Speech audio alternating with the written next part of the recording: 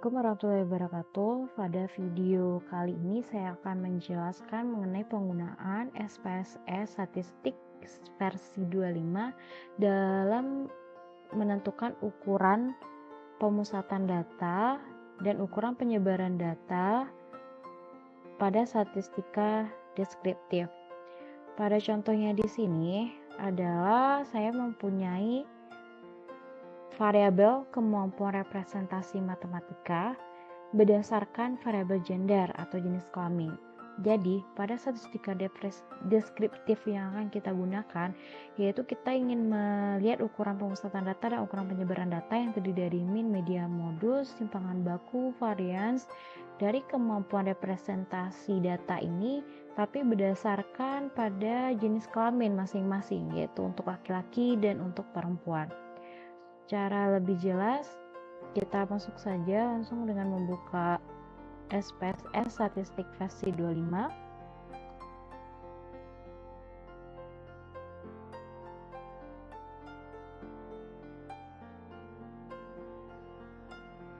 Setelah aplikasi SPSS terbuka, bisa kita klik close.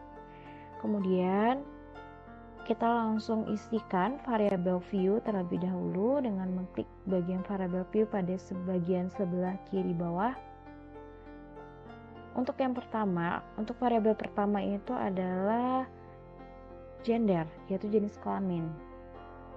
Dan untuk yang kedua yaitu kemampuan representasi, di mana name-nya di sini akan kita gunakan representasi saja. Setelah itu desimal kita jadikan 0 semuanya. Untuk gender desimalnya 0, untuk representasi desimalnya 0. Kemudian kita kasih label. Label di sini bisa gender, untuk gender, dan untuk representasi kita kasih label keterangan lengkapnya, yaitu kemampuan representasi. Kemudian yang harus kita ubah pada bagian gender ini kan kita mempunyai dua jenis, yaitu laki-laki dan perempuan.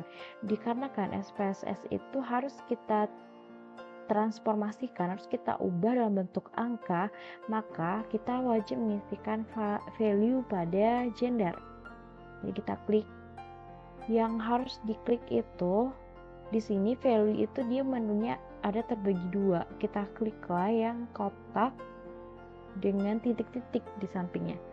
Klik, kemudian value yang pertama, misalkan satu itu untuk laki-laki. Kemudian 2 untuk perempuan. Tujuannya saat penginputan data di data view, kita cukup mengetikkan 1 itu sudah mewakilkan bahwa itu data untuk laki, dan 2 itu mewakili data perempuan. Kemudian oke. Representasi tidak perlu kita ubah value-nya karena dia hanya berupa nilai. Kemudian kita ganti untuk gender itu measure, unknown diubah menjadi nominal, sementara measure untuk gender yaitu scale karena berupa nilai.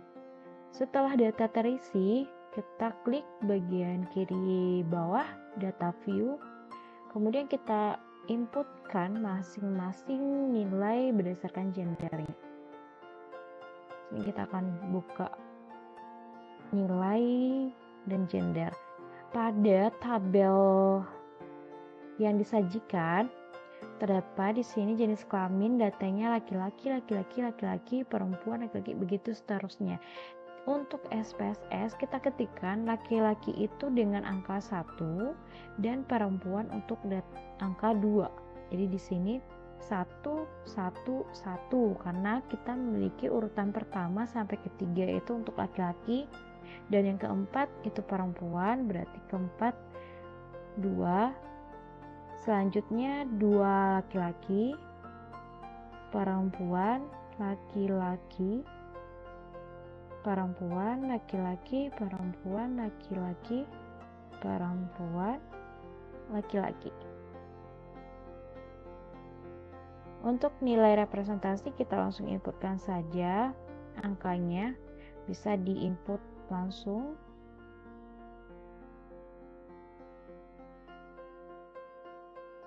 atau bisa kita lakukan copy paste langsung dengan memblok semua data yang akan disalin, copy, dan kita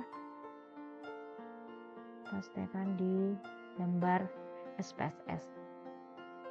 Jadi sini kalau kita hitung data kita ada 20 data berdasarkan gender dan nilai representasi. Selanjutnya kita langsung saja tahapan-tahapan dalam menghasilkan output untuk statistika deskriptifnya. Yaitu kita klik analyze, pilih deskriptif statistik, klik explore, maka akan tampil papan explore. Pada sebelah kiri kita udah punya gender dan kemampuan representasi. Sementara pada sebelah kanan itu ada dependent list, factor list, dan label case by. Tetapi yang perlu kita isi yaitu kotak pada dependent list dan factor list. Pada dependent list itu berisikan kemampuan representasi. Jadi kemampuan representasinya bisa diklik, kemudian kita klik panah. Itu cara pertama. Cara yang kedua, kita bisa lakukan klik drag. Begitu juga untuk gender. Gender itu kita letakkan pada variable list terlebih dahulu. Di sini kan belum aktif untuk tombol panah. Kita harus klik dulu yang akan kita pindahkan, baru kita klik tombol panah pada tempat yang kita inginkan.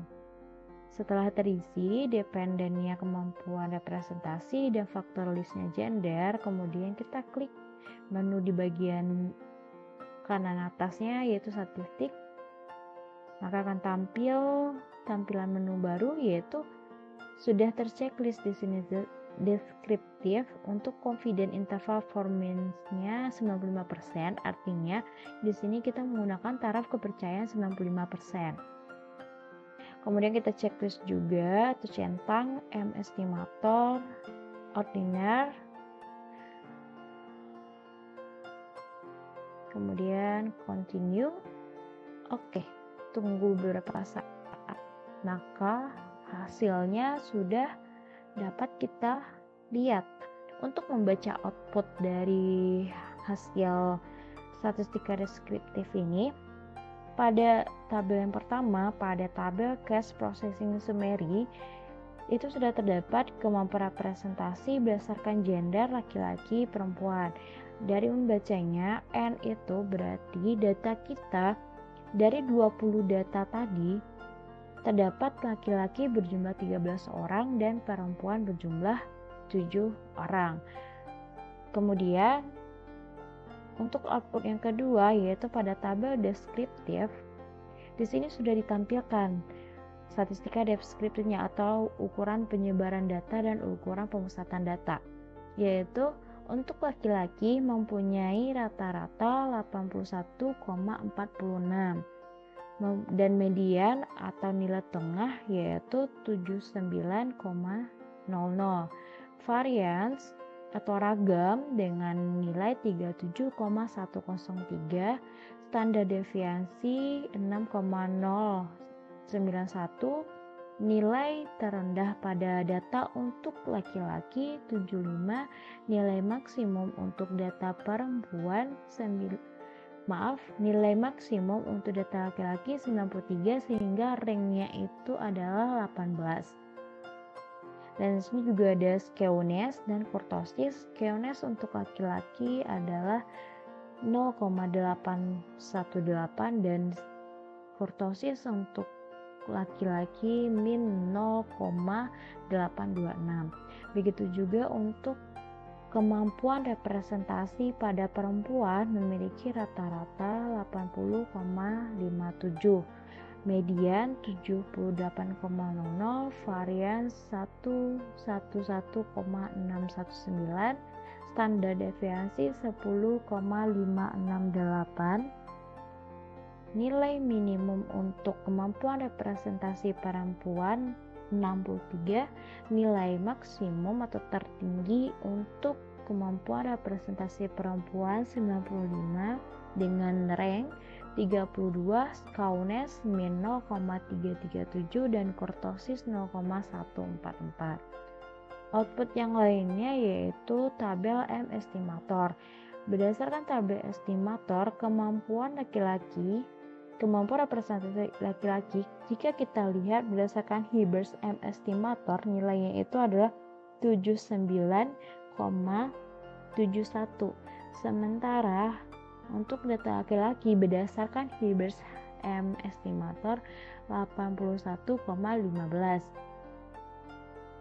Dan begitu juga apabila kita menggunakan 2K Wake atau Hampel M estimator atau Andre Wave. Dan dengan taraf kepercayaan yang kita gunakan dari nilai ini yaitu 95%.